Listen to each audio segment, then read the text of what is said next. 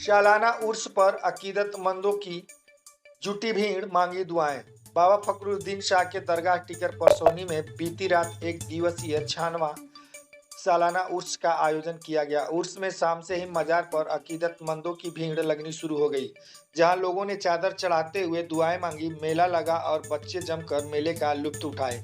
मेले में चौक व निचलौल थाने की पुलिस सुरक्षा व्यवस्था में जुटी रही।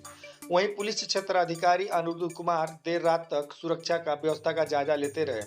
उर्स के मौके पर सुबह सवेरे मजार पर चादर चढ़ाई गई, जिसके बाद अकीदतमंदों के आने का सिलसिला शुरू हुआ।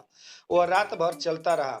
मजार के बाहर मेला भी लगा, जिसमें मुख्य आकर्षण का केंद्र झूला रहा और तरह तरह के सामानों के सजी दुकानें रहीं। जहां रात में नात पढ़ा गया, साथ ही मदरसे में तालीम लेने वाले बच्चों की दस्तारबंदी हुई। उर्स में अकीदतमंदों की भारी भीड़ रही। आलम यह रहा कि राहगीरों का तांता खत्म ही नहीं हो रही थी। यह सिलसिला रात भर चलता रहा। उर्स इस बार 96 सालाना उर्स है और प्रशासन का इसमें हमेशा सहयोग रहा है और हमेशा मिलता रहा है।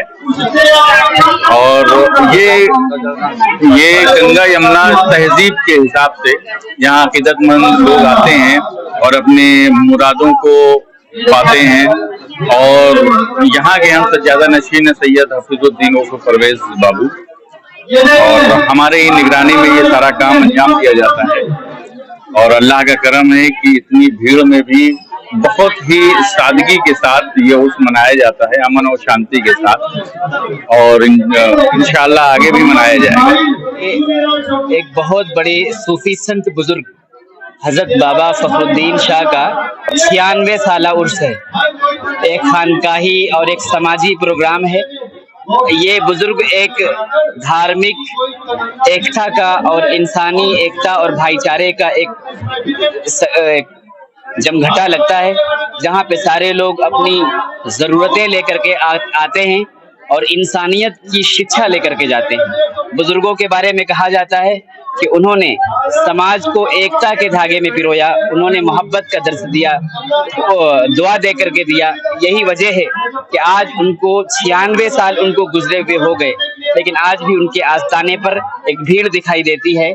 और ये लोग अपनी जरूरत को लेते हुए, यहाँ पे लंगर चलता है, यहाँ पे हजारों लोग जमा होते हैं, उनको याद करते हैं, उनकी तालीमात को याद करते हैं, उनके संदेश को याद करते हैं। और इस देश को कैसे मजबूत किया जाए, इस देश में एकता कैसे मजबूत की जाए, इस देश को कैसे तरक्की दी जाए, यहाँ पे विद्वान जमा होते हैं जो इस देश की तरक्की के बारे में, इस देश की एकता के बारे में और इस देश के भाईचारे को मजबूत करने के बारे में चर्चाएं करते हैं, तकरीरें होती हैं और उपदेश दिए जाते हैं। हमारा संबंध मजार जो बुजुर्ग हैं उनके खानदान से है, हम उनके परपोते होते हैं।